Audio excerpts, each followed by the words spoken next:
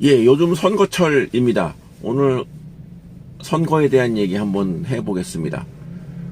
정봉주와 장예찬, 비교가 사실 되기 어려운, 그냥 정치를 한다는 공통점 이외에는 공통점이 거의 없는 사람들인데, 2024년 3월 18일 이 두 사람이 어제 기자회견을 각각 가졌습니다. 이미 아시다시피 두 사람은 그 정당의 공천을 받았는데 개인적인 불미스러운 사유로 인해서 공천이 취소되는 공통점이 있었습니다. 그럼 며칠 잠잠하다가 3월 18일, 그러니까 월요일이었죠. 갑자기 두 사람이 기자회견을 한다고 하길래 저게 무슨 시그널이 있을까라고 굉장히 고민을 했고, 같은 얘기를 하는 것이 아닐까?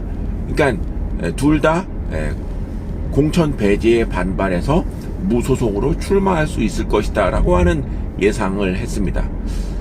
그런데 기자회견 결과 한 사람은 그 예상에 부합을 한 반면 다른 한 사람은 이번에 총선을 포기한다, 그리고 자기 당의 후보를 지지해달라 라는 격려의 얘기까지 했습니다.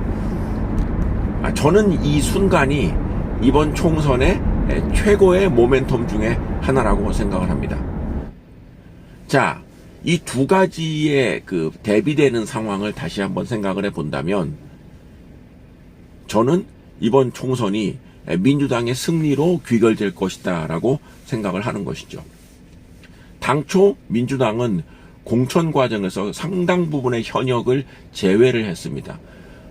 비명횡사 이런 말 언론에서 많았는데, 그런 말이 그렇게 무리하지 않을 정도로 저렇게 현역을 많이 내쳐도 되나, 신인이라고 무조건 좋은 것인가, 바꾼다 해서 그것이 곧 당선의 의미는 아닐 텐데 라는 걱정을 했고, 저러다가 현역이 무소속으로 나와서 3명이 출마하게 되고 표가 갈리면 결국 국민의힘에게 그 유리한 상황이 전개될 수 있을 것이다, 그런 일이 많아지면 안 되는데 라는 걱정을 했었습니다마는, 그런 우려와는 달리 민주당을 탈당해서 나가는 후보가 지금 10명도 안 되는 것으로 그렇게 되어 있고, 그 중에서도 그 민주당의 강세 지역으로 이렇게, 그리고 국민의힘이 아주 그 지지세가 미미한 지역에 일부 있을 뿐, 나머지 지역에서는 그리고 상당 부분 민주당 후보가 이번 출마를 포기하는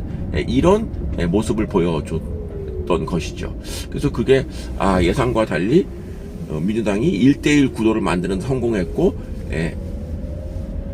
민주당의 그 새 인물들이 많이 이번에 총선에 도전하게 되는 상황이 되었습니다. 그래서 반면 지금 국민의힘은 대구에 있는 도태우라는 후보, 그리고 부산의 장예찬, 이 두 사람이 다 무소속 출마를 하기에 이르렀습니다. 근데 그러니까 무소속으로 출마하는 사람의 아직까지 100% 확정된 건 아니지만, 무소속으로 나가겠다는 사람만 보면 민주당 출신이 더 많은 건 맞지만, 당초의 예상에 한 10명 이상이 무소속으로 나갈 것이라고 하는 예상과 달리 민주당 후보는 그렇게 많지 않은 반면, 지금 국민의힘에서는 굉장히 이슈가 되는 그런 후보들이 공교롭게 무소속으로 출마를 한다 하는 사실, 그리고 이 사람들이 개인적인 욕심을 버리지 않는다, 이런 사실에 굉장히 그 주목을 해야 되는 것이, 역시 그 일반적인 예상과 실제 일어나는 일은 다르다라는 것을 느낄 수 있었고, 장해찬이라는 정치인이 솔직히 정치를 할 자격이 있는가, 국회의원은커녕 국회 직원